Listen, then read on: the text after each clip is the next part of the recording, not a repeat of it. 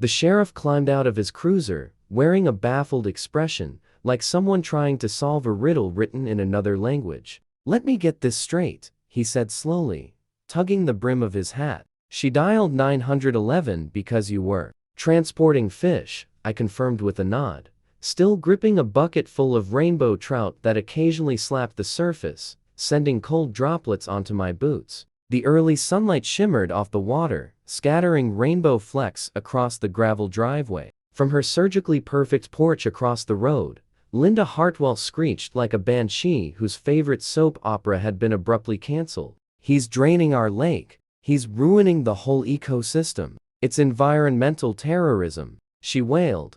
The sheriff lifted the legal document I'd handed him, scanning the seals and signatures. First, he snorted, then chuckled outright, and by the time he finished dreading, he was shaking with amusement. When he faced her again, though, he had on the patient expression of a man who'd refereed to many suburban arguments. "Ma'am," he said evenly, "according to this paperwork, he owns the lake." Linda's jaw crashed downward so suddenly that a nearby blue heron jumped from the shoreline with a scandalized squawk. For a long moment, the quiet was so absolute that the only sound was the trout splashing in my bucket. "My name's Cole Maddox, and I operate a small aquaponics farm just outside Riverbend Estates, a gated neighborhood where residents pay extra to live near trees. They're forbidden to touch animals. They're strictly instructed not to feed." 2 years back, I purchased 15 acres that included what everyone assumed was nothing more than a decorative pond behind my place. Except it wasn't just aesthetic landscaping. It was a fully stocked, spring-fed pond that served as a key part of my sustainable fish-raising operation. Then came Linda Hartwell, HOA president, self-appointed high society figure, and the same woman who once threatened a teenager with litigation because he rode his scooter without the community standard safety gear. She called herself Riverbend's guardian of natural balance, which was ironic coming from someone whose vision of nature involved plastic flamingos arranged in coordinated pastels. Her tyrannical rule included mandatory mulch depth inspections, emergency meetings over mailbox font choices, and a 3-page document dictating the correct angle for displaying the American flag.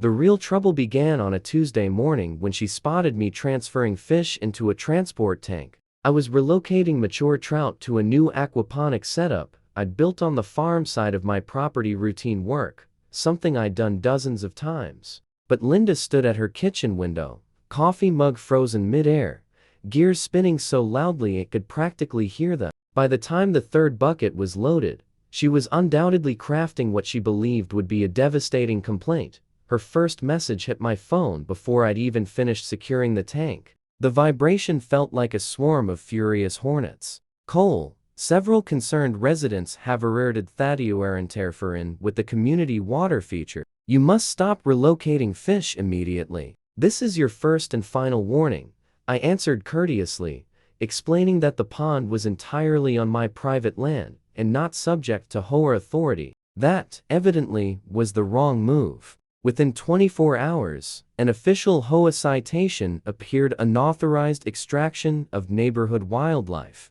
The fine was $250, printed on letterhead so ornate it could have doubled as a wedding invitation. My response was measured. I emailed Linda with heat-etched property documents. "Dear Miss Hartwell, I respectfully contest this fine. The pond is fully within my property boundaries, as confirmed by the included survey. It has never fallen under HOA jurisdiction." But Linda hadn't risen to the rank of HOA president by retreating. She doubled down like a gambler clinging to a terrible hand. Within days, she told every neighbor willing to listen that I was draining shared natural resources. She uploaded photos of me onto the HOA Facebook page labeled "Water Thief at Large," complete with dramatic red arrows and warnings of collapsing property values. Then she escalated further, accusing me of operating what she dramatically called an illegal trout laundering ring.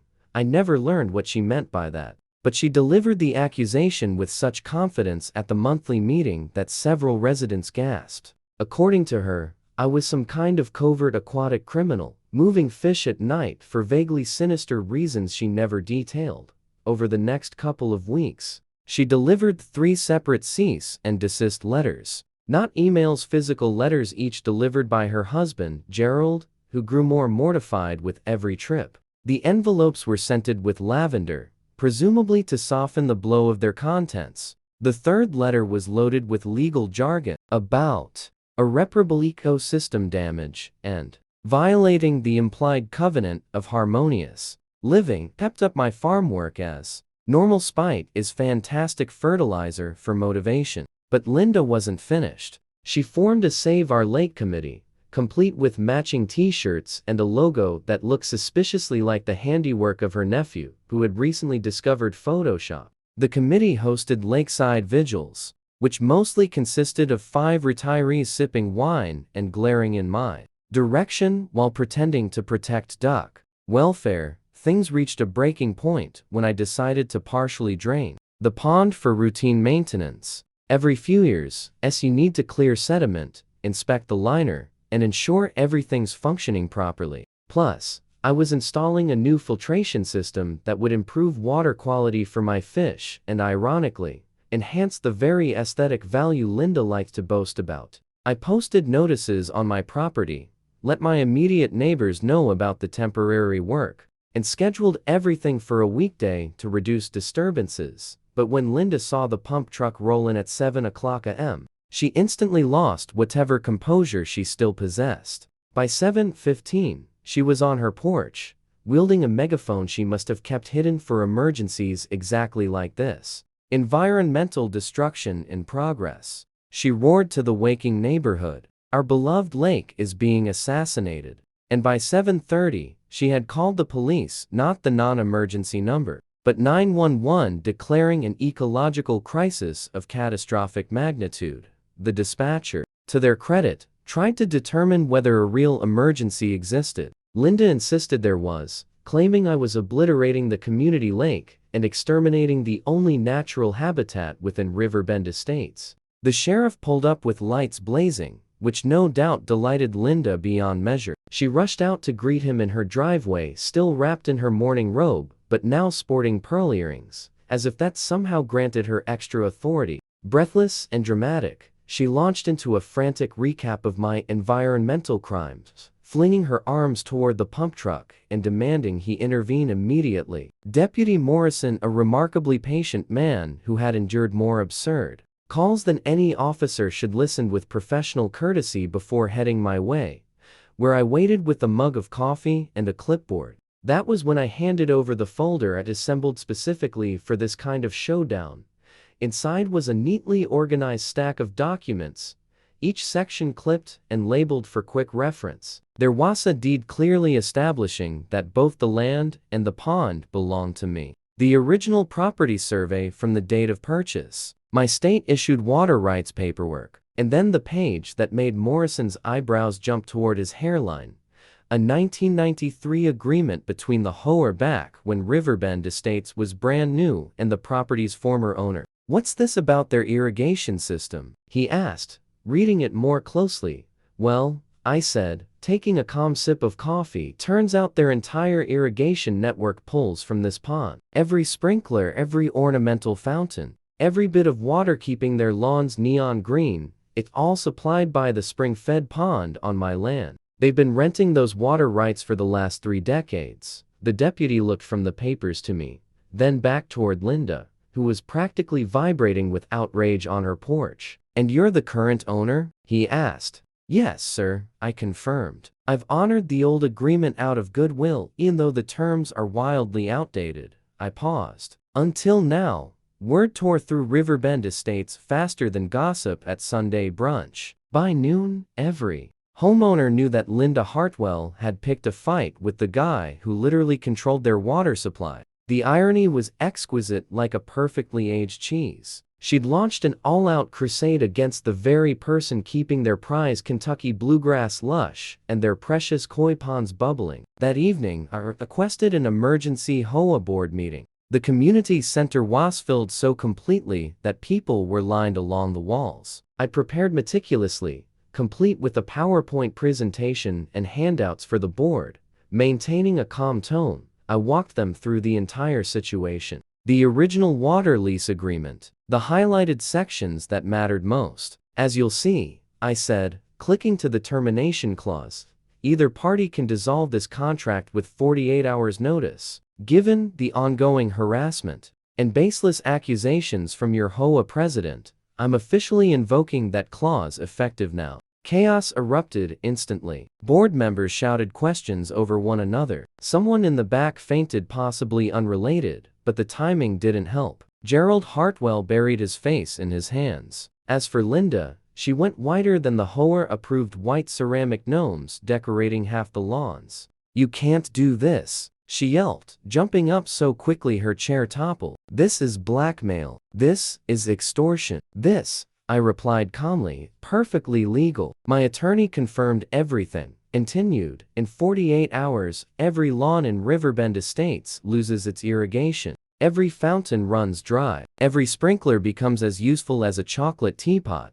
The board exchanged panicked looks. Tom Garrison, the treasurer, was already calculating how much hauling water would cost. The secretary, Sarah Palmer, was texting furiously, likely her landscaping company. Meanwhile, Linda stood frozen, opening and closing her mouth like one of my trout gasping for air. I raised a hand for quiet. "Now, I'm not unreasonable. I'm willing to negotiate a new lease under a few conditions." The room collectively leaned forward. You could have heard a single water droplet fall from the suddenly precious fountains outside. "First," I said, "all fines and accusations against me must be dropped and publicly retracted. Second, Miss Hartwell must issue a formal written apology for her harassment and false claims. It must be printed in the HOA newsletter and posted on every community board." Linda let out a choking noise that sounded halfway between a gasp and a hiss. "Never. I was protecting our community." "And that brings me to condition 3, I said, continuing smoothly. "Miss Hartwell must resign as HOA president immediately and permanently. And she is barred from running for any board position for 10 years. Whispered conversations rippled through the room. Several members were already nodding. Tom rose from his seat. "Linda, be sensible. We need that water. My wife will murder me if her roses die." Linda spat. "All of you are traitors, bowing to this fish tyrant." But the situation was clear. The lawns would begin browning in under 2 days. The board called for a vote on the spot. Within 15 minutes, every term had been accepted. The decision was unanimous, except for one abstention from Linda, who refused to vote in what she dramatically labeled an aquatic cadet. I had saved one final term for last. "I also require a permanent plaque to be installed beside the pond, visible from the walking path," I said. "It should read, 'This water generously provided by Cole Maddox of Maddox Family Farm.' Do not upset him." Someone actually clapped from the back of the room. The board approved it immediately, and Tom even offered to pay for it himself. Linda's resignation letter went down as the briefest in HOA history. "I resign under protest and duress. You'll regret this." She handed it in within 12 hours, probably encouraged by Gerald after calculating how astronomical their water bill would be without pond access. The plaque was installed the next morning. It was polished brass, professionally engraved, and slightly larger than I'd requested, which I appreciated. The installer told me that 3 neighbors had already taken selfies with it. That evening, Linda posted on the neighborhood forum. Her post, titled "A Time for Reflection and Trout," was a masterclass in passive-aggressive prose. She rambled about learning experiences and the importance of respecting property rights, while still somehow implying that I was a villain who had bewitched the HOA board. The comment section was merciless. Someone uploaded a GIF of a laughing fish that received more likes than her entire post.